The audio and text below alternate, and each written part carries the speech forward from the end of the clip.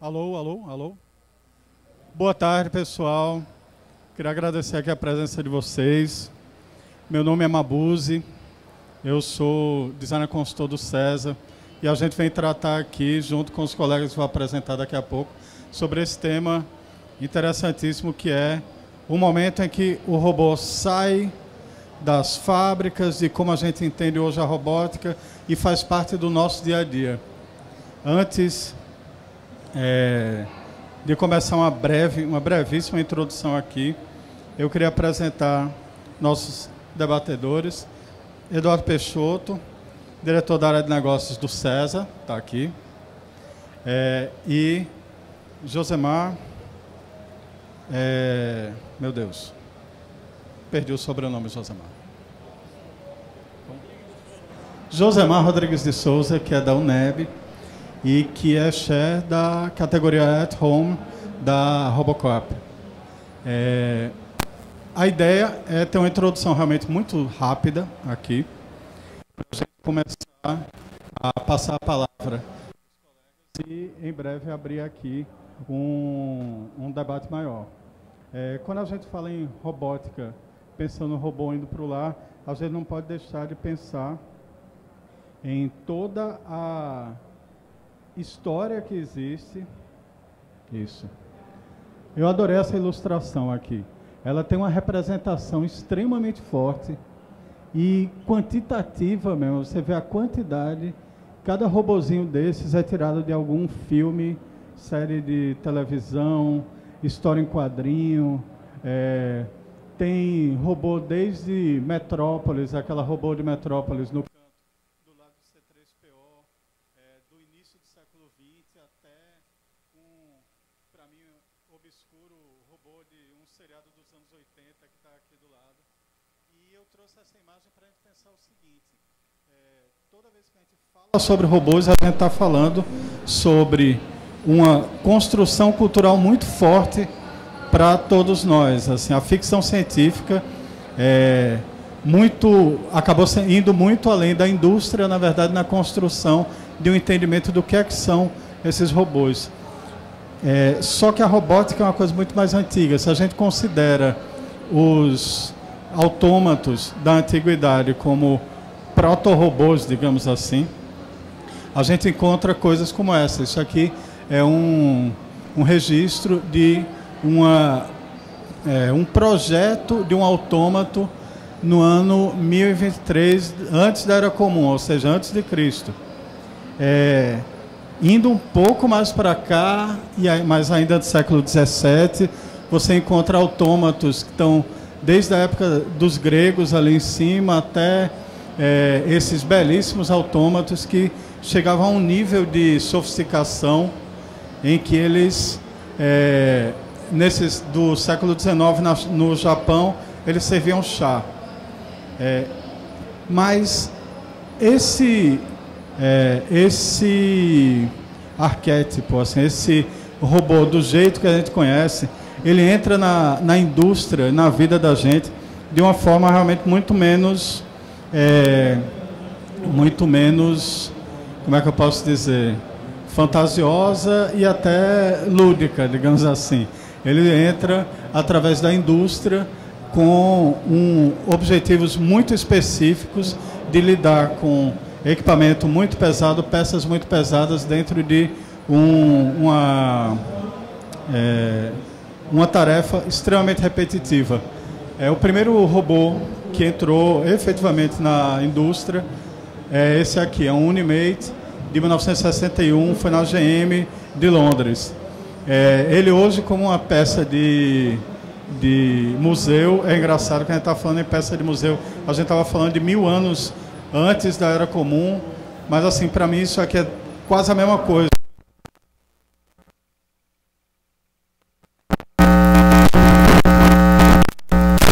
Programação muito detalhada e um ambiente muito rigidamente controlado ao redor dele para evitar, por exemplo, que as pessoas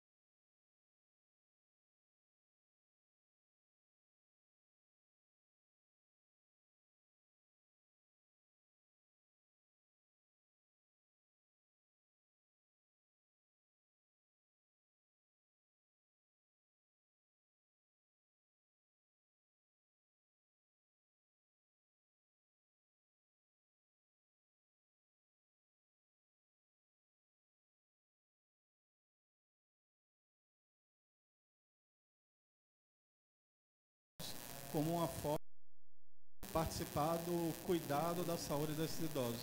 Uma é a criação da empatia e a outra é a conquista de confiança. Isso claramente nos leva a novas questões. E são novas questões que a robótica hoje começa a entender que no seu cerne de engenharia e de design não dá conta. A gente tem que ir atrás de de equipes muito mais. A gente precisa, quando está falando de novos profissionais, engenheiros e designers. E a maior, assim, até hoje, boa parte do desenvolvimento de robótica acaba até prescindindo da participação dos designers. É uma coisa que a gente vê até recentemente, esse entendimento. Fico muito feliz. Mas não está sendo o suficiente. A gente acaba tendo que envolver, como no grupo lá da gente no César, antropólogos, psicólogos, artistas e filósofos. Porque a gente está se deparando com um nível de complexidade de problemas que nem esse daqui. Essa Baby Lloyd, isso é um robô lançado no ano passado no Japão, que ele é um robô que emula certos comportamentos. Ele é de pelúcia, ele é confortável, ele é quentinho, tudo. E ele emula certos comportamentos infantis de um bebê. E com, provavelmente, a melhor das intenções, a ideia é trazer um conforto para os idosos. Principalmente para o treinamento, para o tratamento de depressão. Aí você começa a se perguntar, quanto dessa interação é realmente saudável? A questão é muito mais complexa do que você dizer, não, pô, ele funciona, ele tem umas luzinhas ali por trás do rosto, é um material plástico flexível, ele mexe a boca, quando ele chora, entre aspas, são as luzes azuis que pingam gotas assim de luz. Funciona, pô, mas o quanto disso é saudável? Esse caso específico, o robô é uma polêmica hoje. E como eu vim aqui para, na verdade, levantar mais dúvida do que responder qualquer coisa, eu acho que a grande vantagem de você moderar uma mesa é exatamente essa. No caso mesmo que a gente está falando sobre o desenvolvimento de robôs empáticos, que tenham um desenvolvimento mais próximo do social que a gente está falando, que já é um conceito problemático, mas cada vez a gente fala mais isso. E, ao mesmo tempo, além das interações serem mais complexas e mais ricas, a tecnologia está cada vez mais avançada, o quanto de complexidade um ser, nesse caso um ser não humano, não biológico inclusive, criado não in vitro, mas criado in silico, o quanto complexo ele tem que ser para ser considerado uma pessoa. Essa é outra questão que eu acho que pode não ser a questão desse século, mas fatalmente vai ser a do próximo século. E com isso eu fecho essa parte de introdução e chamo um dos colegas aqui, Eduardo, para fazer uma rápida fala. Isso tudo está fazendo sentido para vocês, né? Não está massa. Então, Eduardo. Vamos ver se eu consigo colocar aqui a máquina e esse negócio funcionar de primeira, né?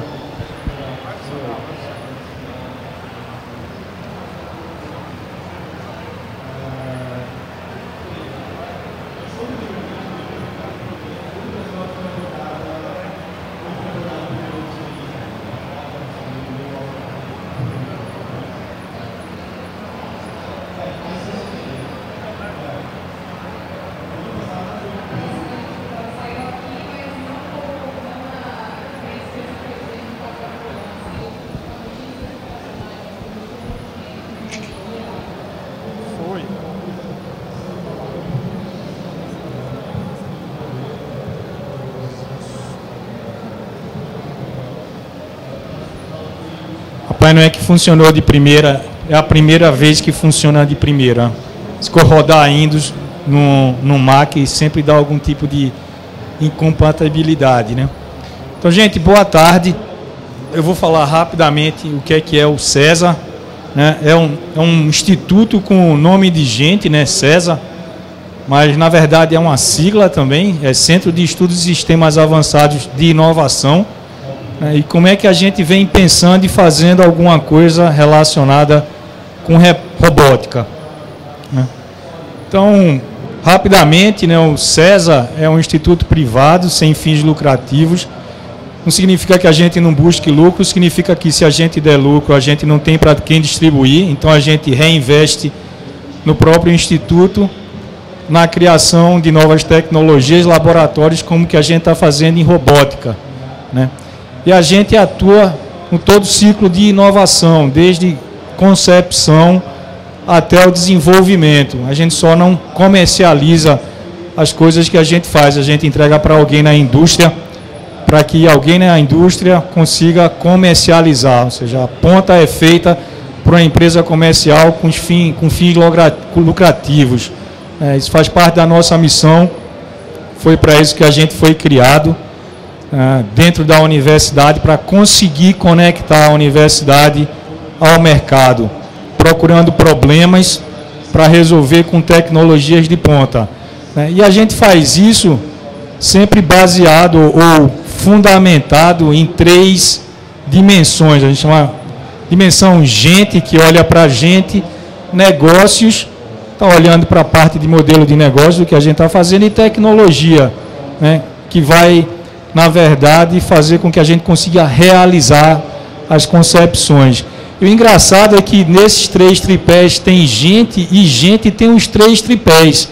Se a gente olhar para a sigla ali, ó, gente tem GE de gente, N de negócio e TE de tecnologia. Então é gente que é importante nessa história toda, tá? E aí o que é que a gente está fazendo com relação à robótica, né?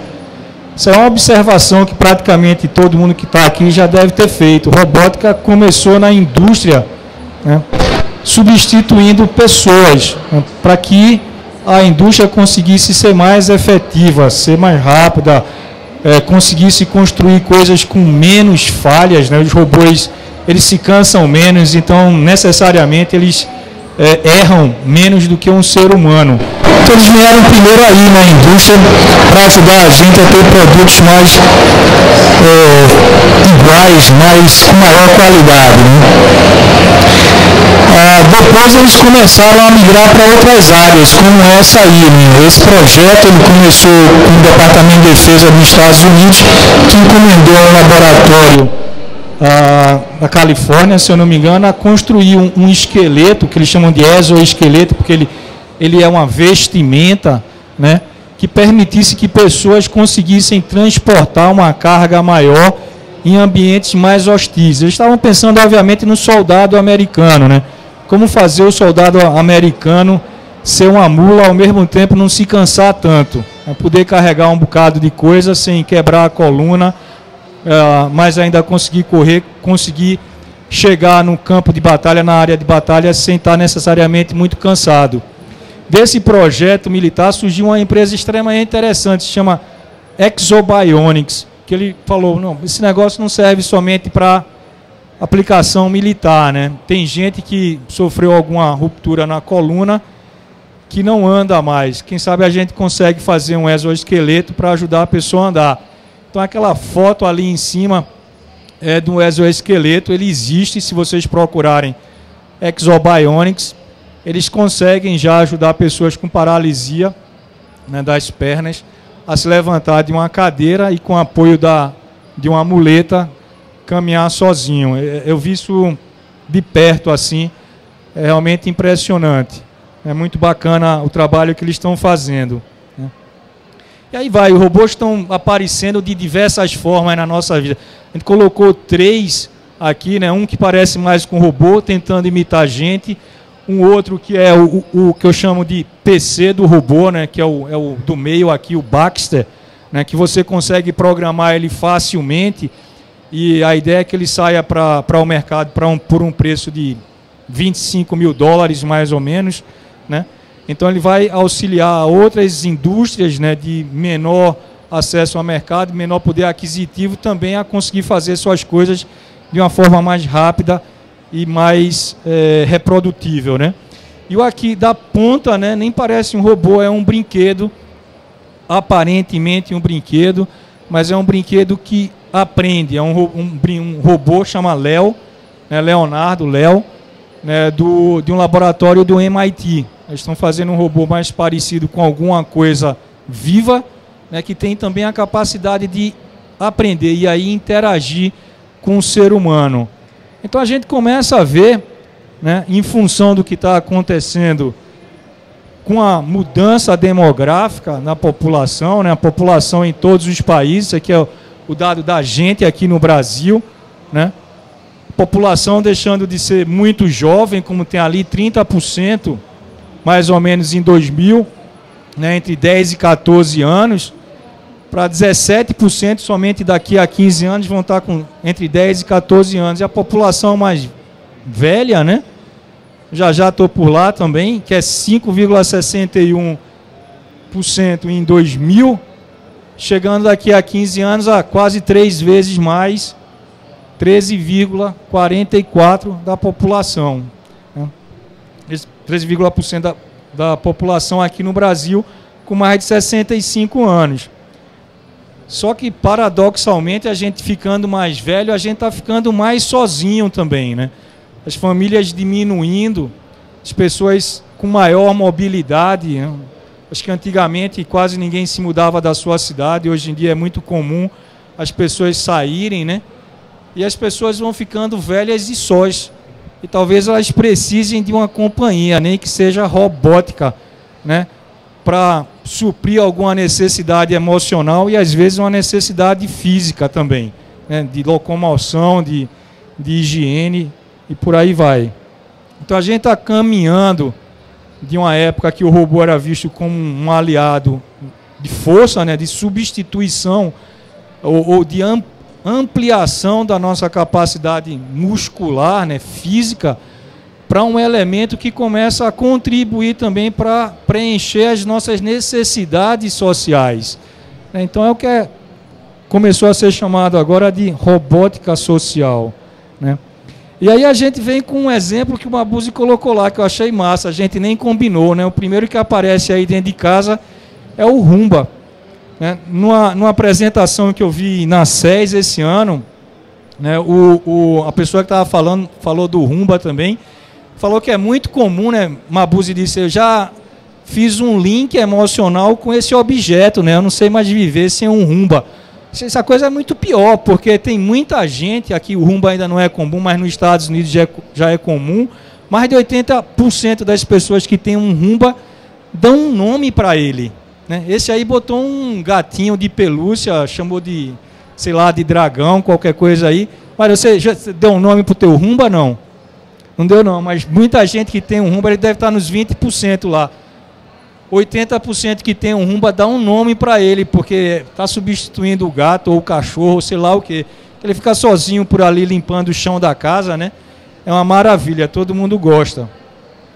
E tem vários outros exemplos nessa linha, né? Mabuse falou de um outro parecido com um Paro também, que é um robô, ele faz muito pouco, mas ele está muito pouco de movimento e de inteligência, mas ele supre uma necessidade emocional profunda de pessoas idosas ou pessoas em situação de saúde debilitada, né? Que ele aperta, parece um bichinho mesmo, de verdade.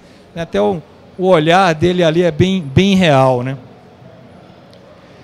Tem um outro exemplo aqui que é o Mibo, que é um auxiliar aí, ajuda a tirar foto, passar receita, né? Ele se movimenta também, vira a cabeça, é um exemplo bem interessante, vale a pena dar uma olhada na internet aí com um auxiliar de uma pessoa um pouco mais idosa que está preparando uma receita, né? Existe o outro lado também, né? Não só os idosos estão ficando mais sozinhos, como as crianças também têm menos tempo para ficar com seus pais, né? O casal trabalhando, então a criança fica mais tempo só, e aí tem opções de robô também, como o Dragon Bot aí, que estão interagindo com a criança para auxiliar ela na realização do dever de casa, E aqui está a nossa primeira experiência nessa linha. Não é bonito como nenhum dos outros, né, que a gente apresentou. A gente está bem no começo dessa viagem. Né, o César está começou acho que a partir de 2 anos no máximo, né, a investir na área de robótica por saber ou perceber que é uma área importante, socialmente importante, tem muito a ver com gente, né? E aí está o que a gente batizou de Isaac, ou melhor, Isaac, né? Nome de gente também. Ele tem uma série de funções e a gente está aprimorando ele, tentando fazer ele mais parecidinho com a gente. Então, tem algumas brincadeiras aqui que a gente já faz com ele. Deixa eu ver se vocês conseguem ver aí. E ouvir também, né?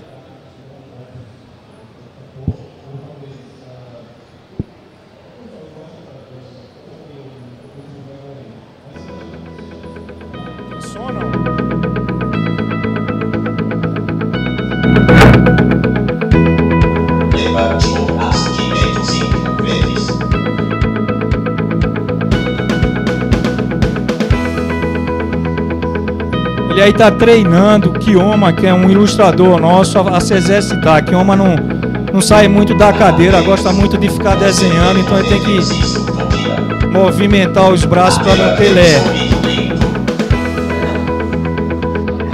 Isaac! Ei, Isaac! Aqui! Isaac!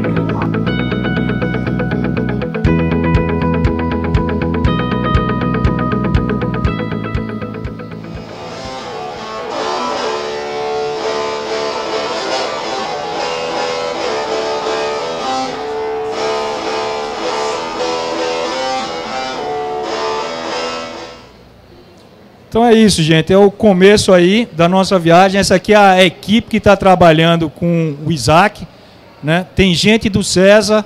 Faltou um logo aí importante, que é um laboratório do Centro de Informática, parceiro nosso, chama Voxar Labs. Tem a Verônica ali, tem o Cristiano, que fazem parte desse laboratório, que tem ajudado a gente a fazer com que o Isaac perceba ambientes, que é uma função importante dentro dos robôs.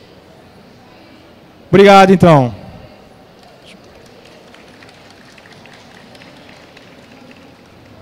Deixa eu passar aqui agora.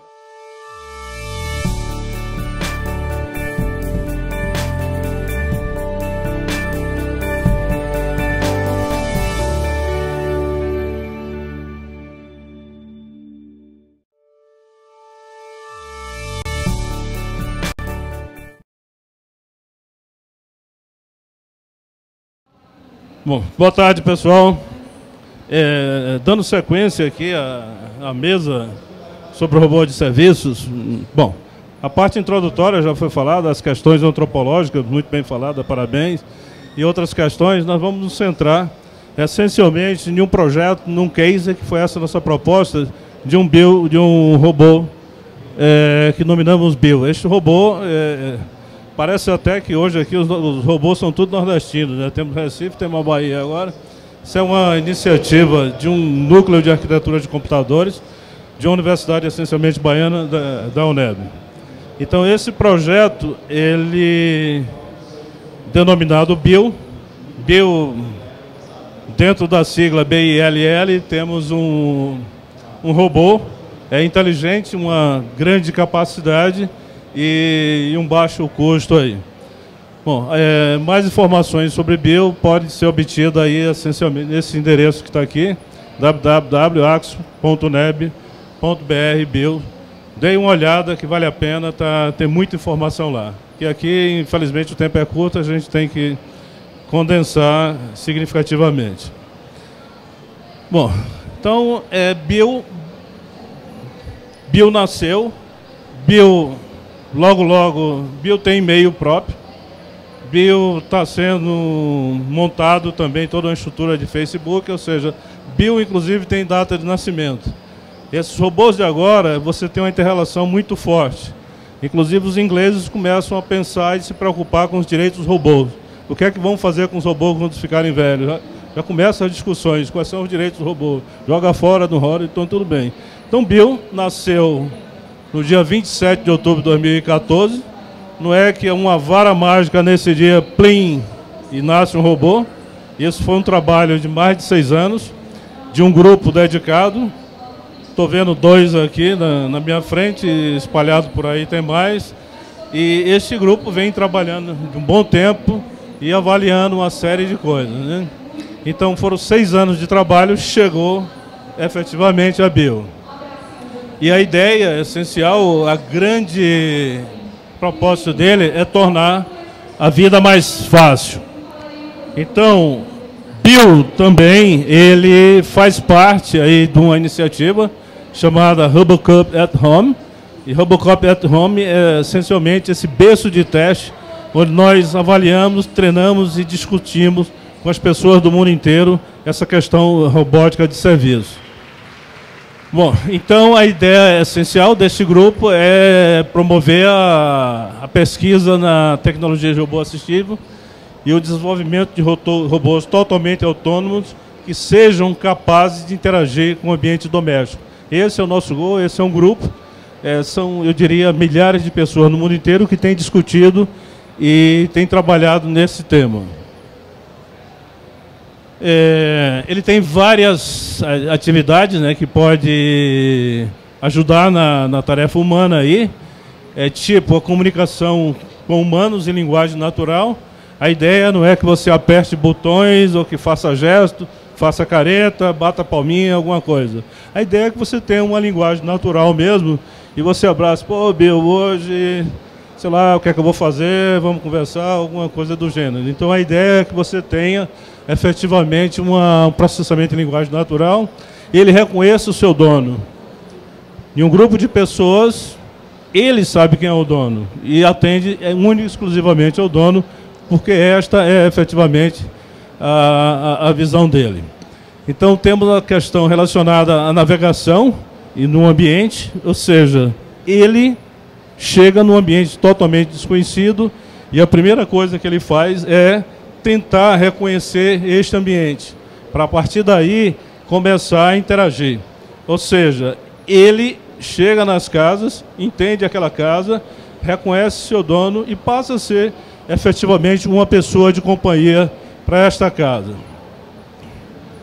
Bom, as características principais desse case, o que a gente busca é que ele seja inteligente, ou seja, que ele pense, ele aprenda, ele tem toda a questão cognitiva, por assim dizer, então ele aprende. Ele não é um repositório de ideias que você põe coisas pré-concebidas. E ele vai aprender bem, coisas boas ou ruins, você vai aprender até do próprio dono também, porque ele, na realidade, entre aspas, se me permita, a ideia é que você forme o caráter do seu próprio robô e o robô passa a ter nesse conceito do que se pensa de robô, que ele seja efetivamente aquela companhia, aquela pessoa que você tem. A questão grande capacidade está relacionada essencialmente aí a capacidade de pensar, ou seja, o quanto ele consegue efetivamente pensar. E o baixo custo é um relativo baixo custo.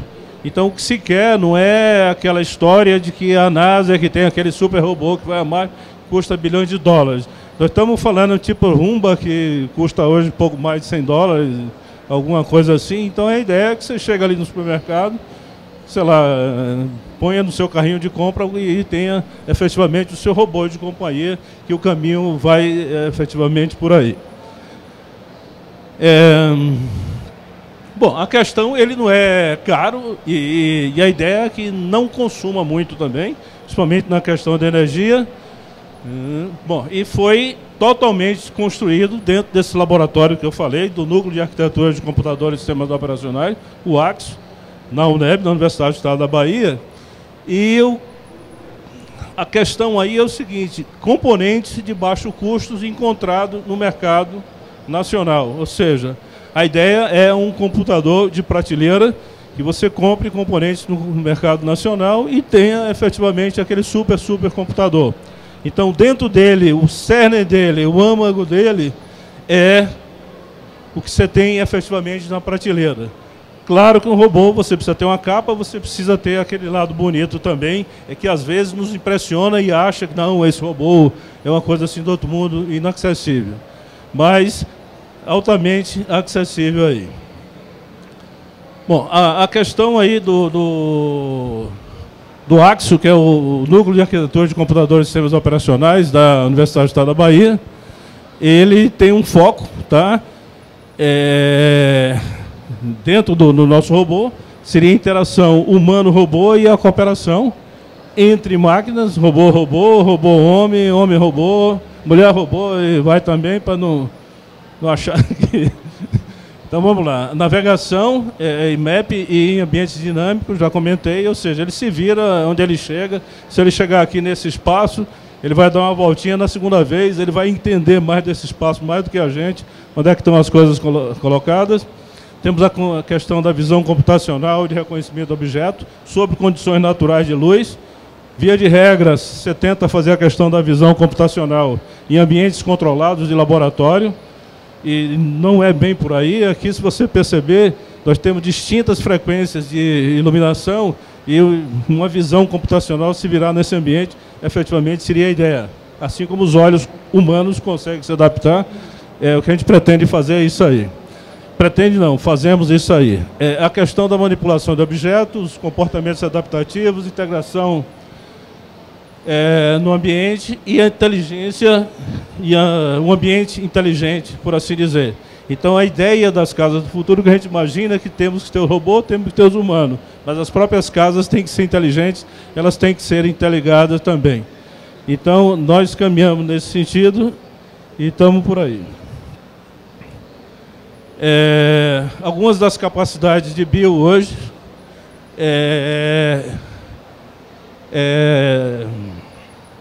seguir pessoas, reconhecimento de objetos, reconhecimento de face de pessoas, processamento de linguagem natural e manipulação de objetos. São algumas das coisas bem básicas de um robô e efetivamente já tem isso. Hoje nós já temos alguma coisa na questão de cognição e estamos trabalhando fortemente nisso, que é nossa ideia aí também. Bom, o berço de teste esse que eu falei, chamado Robocop, é uma competição mundial de robôs, acontece a cada ano em um país diferente. Esse ano nós conseguimos trazer aqui para o Brasil, foi na Paraíba, foi na mesma época da Copa, porque lá não tinha jogo de futebol. E o governador disse, bom, então nossa Copa de Futebol vai ser a Copa de Futebol de robôs. Então essa iniciativa, ela ocorre logo depois que o Deep Blue, aquele computador, ganhou do campeão mundial de xadrez da época, o Kasparov, que era um desafio que tinha parede de computação. À medida que o desafio estava próximo de ser vencido, a comunidade científica mundial, os cientistas, nós, por exemplo, começamos a pensar o que é que vai fazer. Então se pensou uma nova desafio, e nesse dia foi lançado o desafio que, daí a 50 anos, ou seja, em 2050, nós teremos um time de humanoides totalmente autônomo que vai ganhar do campeão mundial da FIFA.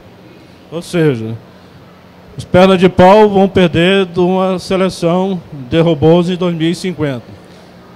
Bom, lembre-se que são 11 contra 11, cada um pensa, cada um tem as características. E não é porque o robô tem perna de ferro, ele vai levar vantagem em cima do humano, não. A ideia é que exista uma condição. Só que isso era um mote para reunir pessoas, que é divertido, as questões lúdicas, e você está competindo. Se vocês passarem por aí, onde tem competição, tem gente. Então, competir é bom, é saudável. Então, você vai a um evento dessa natureza, sei lá, varia entre 4 e 8 mil pessoas que frequenta, é uma campus party, mas essencialmente voltada para robô. 8 mil, se é na Europa, que está mais central, na Ásia, daí 4 mil e poucas pessoas. Aqui na América do Sul, no Brasil especificamente, deu perto de 4, ou seja, é de função da condição de deslocamento entre países das equipes. Então, a ideia aqui é esse time fazendo isso. Só que é o mote. Dentro disso tem outras categorias, por exemplo, Robocop at Home, que é uma liga de robô de serviço que se presta a fazer tudo isso aí.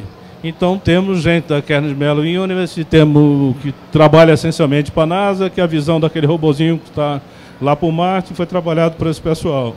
Ou seja, é um grupo eclético de pessoas discutindo toda essa questão do robô de serviço. Então, são vários goals ou outros, tá? E outras categorias. Então, temos robôs da indústria, inclusive, sendo trabalhado aqui. Só que robôs inteligentes. Que, via de regra, os robôs que nós vemos na indústria hoje, somente em linha de produção, são robôs que fazem soluções algorítmicas. Ele faz aqui e aqui. Por exemplo, na indústria automobilística, um robô que solda, ele tem este movimento. Se a peça sai do lugar, ele não percebe isso. Então, a ideia, quando a gente está falando aqui na robótica móvel, da robótica inteligente, ela, entre aspas, ela, se me permite, ela pensa, ela aprende e tenta fazer o melhor possível. Bom, este ano, Bill, depois de 6 anos, nós temos o prazer de anunciar para o Brasil que vamos competir de igual para igual com várias nações no mundo na tentativa de classificar esse time para ir. E tudo se der certo, eu creio que vá, porque já temos uma maturidade razoável em relação a isso. Então, está ali esse grupo que está aí, tem uma série de eventos mundiais que a gente vem participando e ganhando troféus, e ali está Bill. Eu deixei para comentar sobre isso. Minha área de atuação é a área de computação. Então, na minha cabeça só vai soluções algorítmicas, software, inteligência artificial e tudo mais. Bom, temos algum hardware também, mas o nosso foco está na área de desenvolvimento. E à medida que nós quisemos criar efetivamente um robô de serviços, entendemos que a interdisciplinaridade é fundamental e é importante nesse processo. Daí começamos a buscar colegas de outras áreas e começamos pelo pessoal de design. E quando eu chamei esse professor amigo meu de design, a primeira coisa, ele disse, olha, eu quero um robô com cara de gente. A primeira coisa que ele disse, olha, se você insistir nisso, eu vou me embora, porque robô tem que ter cara de robô. Robô com cara de gente assusta. Foi isso que eu guardei por fim, porque eu vi sabiamente falando aqui e aprendi um pouco mais. É terrível você ver aquela figura assim, aquele negócio. Então, robô tem que ter cara de robô. Todo mundo aqui gosta da família Jetson. Família Jetson é aquele desenho lá, coisa e tal. E o que a gente está vendo aqui, na realidade, o robô que está na rua hoje, o Now da Aldebaran, que foi mostrado, aquele ali, é efetivamente um robô desse voltado. Então, robô tem que ter cara de robô, e graças a Deus, graças a esse pessoal de design que nos orientou, esta é a cara de Bill, essa é o que ele vai ter. Este é um produto que está em via de registrar, ou seja, já entramos com o processo de registro da face e tudo mais, ok? E já tornamos público também. Obrigado a todos, teríamos a tarde toda, mas... O tempo é curto, o tempo é curto e agora acabou, moçada. Vocês estão vendo? Queria convidar vocês para... Quem tiver dúvida, bater um papo com a gente aqui do lado de fora. Porque o tempo mesmo acabou completamente, assim. Beleza? Obrigado muito pela participação de vocês aqui, vocês estarem aqui. Realmente a gente queria ter a tarde toda para ficar conversando. Infelizmente não rola. Obrigado, hein?